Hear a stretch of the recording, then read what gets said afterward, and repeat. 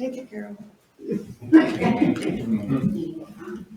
Hi, I'm Krista, and I am an alcoholic. Hi, Krista. I wrote down some stuff that I was going to say, but I definitely feel that I'm better spoken by just talking from my heart. So I know we come to share our experience, strength, and hope. So, I mean, I have experience with myself. The strength I'm working on. And the hope is AA. I live by the hope of AA because hope on my own is not the greatest thing, and I need others in here to tell me that everything is going okay and I'm on the right path, and I believe what they believe. And that is one reason that AA is so important to my recovery and why I go to so many meetings. I probably go to at least 5 meetings a week. I guess I can give a backstory of myself. I started drinking when I was 15 and, live on Whidbey Island. So, you drink on the weekends or whatever. And then at 19, I married my husband, and we drank probably every day, I would say, is when my drinking career started. Beer drinking mostly. Wasn't a big hard alcohol drinker. I drank that way. My plan was always to be a wife and mom. That I did not have career goals for myself. That is what I wanted. And then we struggled to have children. So my drinking life without children lasted for about 10 years. And then I had 2 kids in a row, back to back. Since I had the struggle, I was like, let's keep going. So they're only 13 months apart. So I was sober for those 2 years, and then back to the drinking. And so when they hit about kindergarten, when they both were in school, I was like, I'm gonna go to the gym. I'm gonna try to lose weight and get healthy. And in about 9 months, I had lost 90 pounds and gained a best friend in vodka.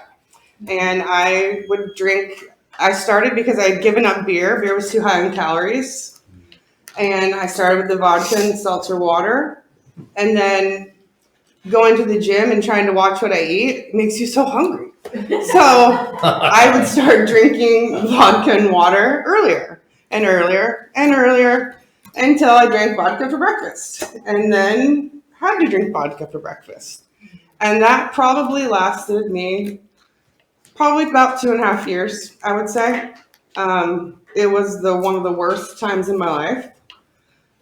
I had eventually called a rehab, and I booked a plane ticket, and I booked a shuttle. And the morning of, I chickened out. And I called my doctor that day, and I explained to her that I was going to quit drinking cold turkey. And I did. I sat at home, and my husband sat by me. And I just quit cold turkey, which was horrible. If anyone's ever quit cold turkey, it is not the best feeling. But I'm a mom, so I have a tough side to me, because on the 3rd day, that was a Monday, on the 3rd day, I had made plans to go with my entire family, like parents, sister, nephews, to go to the movies, because I don't remember why. And I went and sat through the movies on Wednesday. And I remember thinking, this is really difficult. And I made it until Friday. And Friday was my birthday. And I drank a beer that day. But because I'm an alcoholic, I was okay with that, because I wasn't drinking vodka. Because I considered vodka was like the root of my problems. I had never had that problem with beer, blah, blah, blah. I know they say try all the, ways to be able to drink. And my dad, for example, he only drank beer. I don't even remember times I've seen my dad drunk. He had known early on he couldn't drink hard alcohol, but he did drink beer every single day of his life.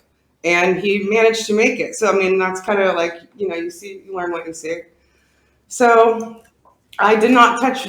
No hard alcohol was allowed in our house for a good probably 2 or 3 more years. Managed with the beer life, and things were okay again. And of course, I swore I will never do that again. Well, we had death in the family, which didn't go over so well, and it caused hard alcohol to come back into my life.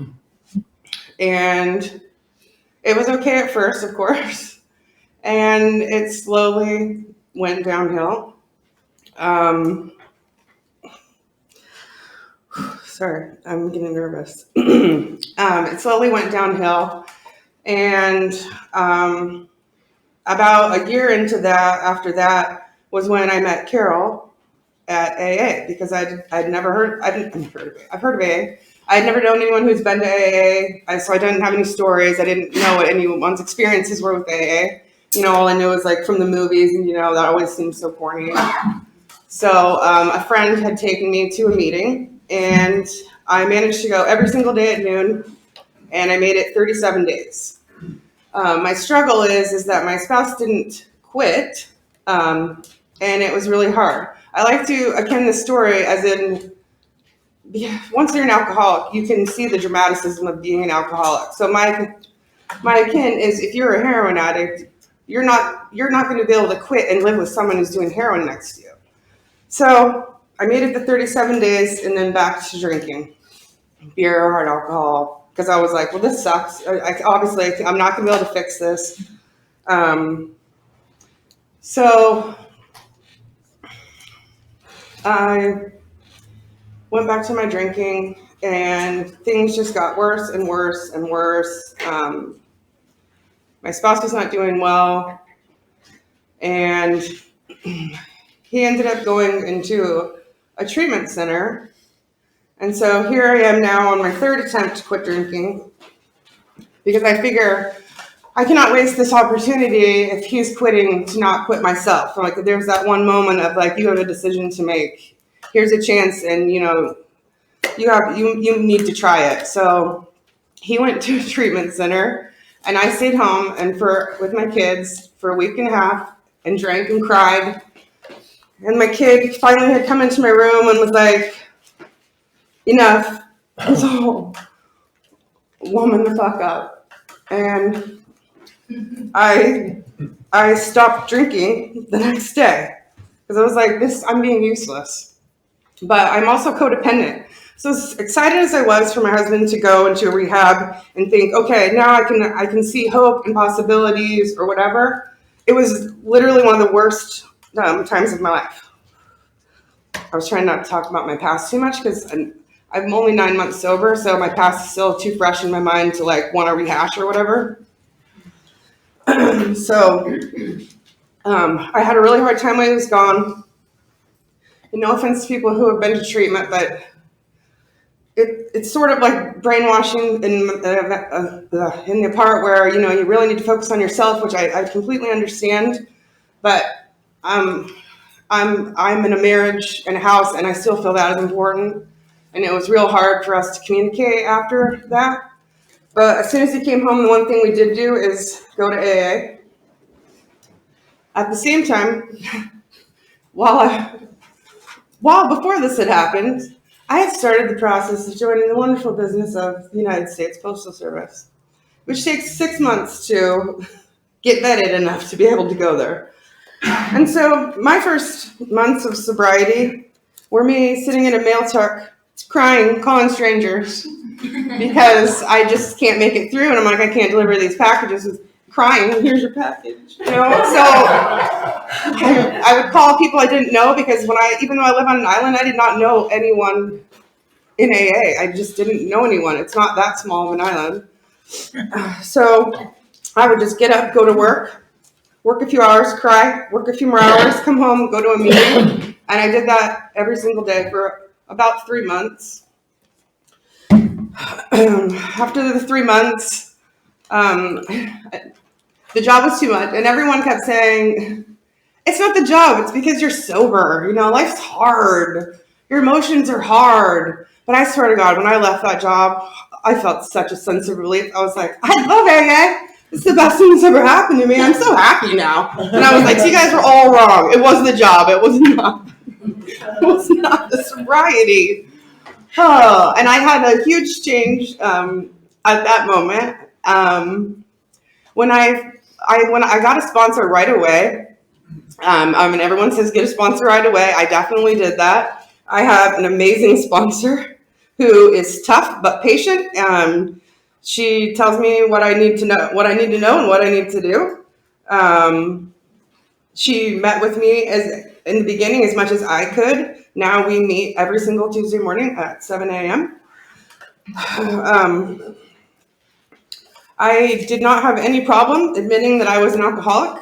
I had done that previously because, I'm just a functioning alcoholic. I didn't have the story of, I didn't go to jail. I didn't lose my house. I didn't lose my kids. So on the boring side of that way, I did struggle with the power to believe in. I did struggle with the power to believe in God. I grew up a church kid, so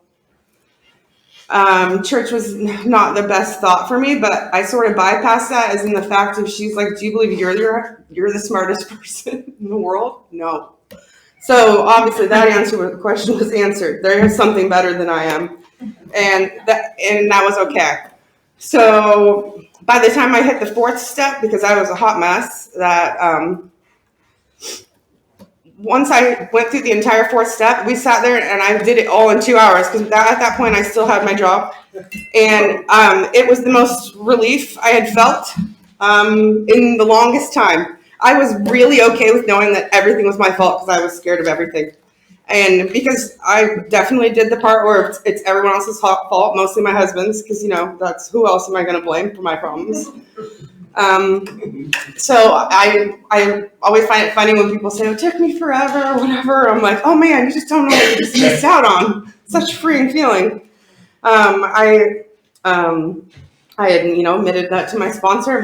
She helped me answer all those questions I didn't understand. And she did it in such a way that it was so clear to me that there was no arguing it or anything. And it was just such a sense of relief. So we have a circle out in our woods, and so I walked out there and I walked it and prayed to help remove my defects of character and my shortcomings.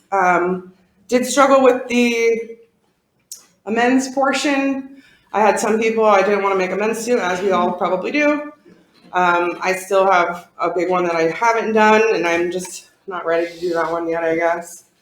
My nightly inventory, I love my nightly inventory. Now that I'm 9 months along, I feel it really helps me in my day-to-day because I'm very thoughtful. Not all the time, of course. I'm a good day, a bad day girl. So I'm very thoughtful in the things that I say, and because I know I have to reflect on it later, and my sponsor has me send them to her at night, so no hiding anything like that. And if I do, I just don't do my inventory, and then she's like, well, you didn't do it because you didn't like your day. So I definitely pray and meditate now. Okay, not really meditate that much, but I did before I came in here because I was obviously pretty nervous. I never spoke. I didn't understand why anyone would want to hear from someone who's only 9 months sober. I mean, I don't feel I have a lot to offer, but here I am, and I'm trying my best, and here I am doing my 12-step, I guess, carrying my message to anyone who's willing to listen to it. So, am I personal? Okay.